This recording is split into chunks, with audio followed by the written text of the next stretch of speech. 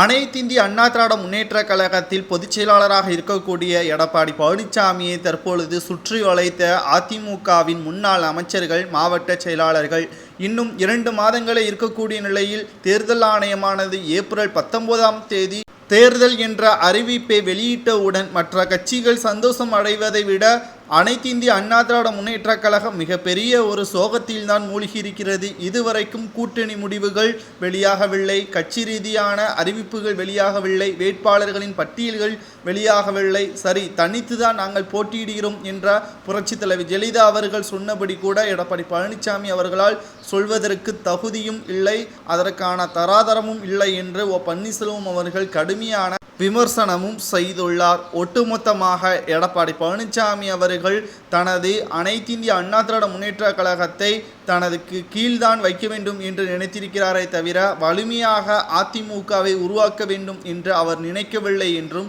பன்னீர்செல்வம் அவர்கள் மட்டுமல்ல, வைத்திலிங்கம், மனோஜ் பாண்டியன் இவர்களும் குற்றம் சுமத்தியுள்ளனர்.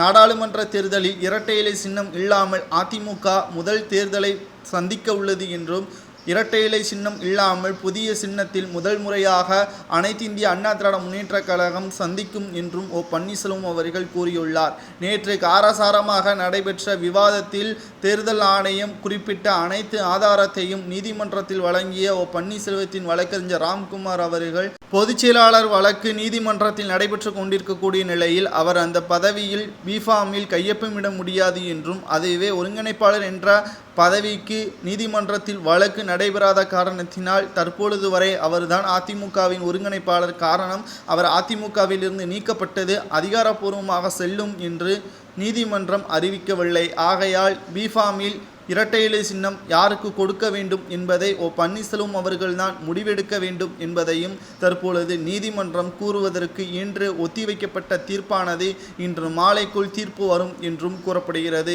இது மட்டுமல்ல, எடப்பாடி பழனிசாமி அவர்களுக்கு மேலும் ஒரு சிக்கல் என்னவென்றால், கூட்டணி பற்றியான அறிவிப்புகள் வெளியாகாத காரணத்தினால் அதிமுகவின் நிர்வாகிகளும் தொண்டர்களும் தற்பொழுது முன்னாள் அமைச்சர்களும் கடும் கோபத்தில் இருக்கிறார்கள்.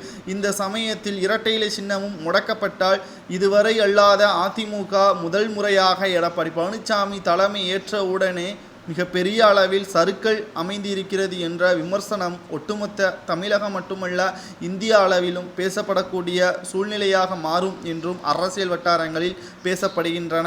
தேர்தல் ஆணையமானது ஏப்ரல் 19ஆம் தேதி தேர்தல் நடைபெறும் என்று அறிவித்துள்ளனர். கிட்டத்தட்ட இன்னும் 36 நாட்கள் மட்டும்தான் இருக்கிறது. அதற்குள்ளாக அனைத்திந்திய அண்ணா திராவிட முன்னேற்ற கழகம் தயார் செய்யுமா என்பது மிகப்பெரிய ஒரு கேள்விக்குறிதான். இதை பற்றி உங்களது கருத்துக்களை கூறுங்கள்.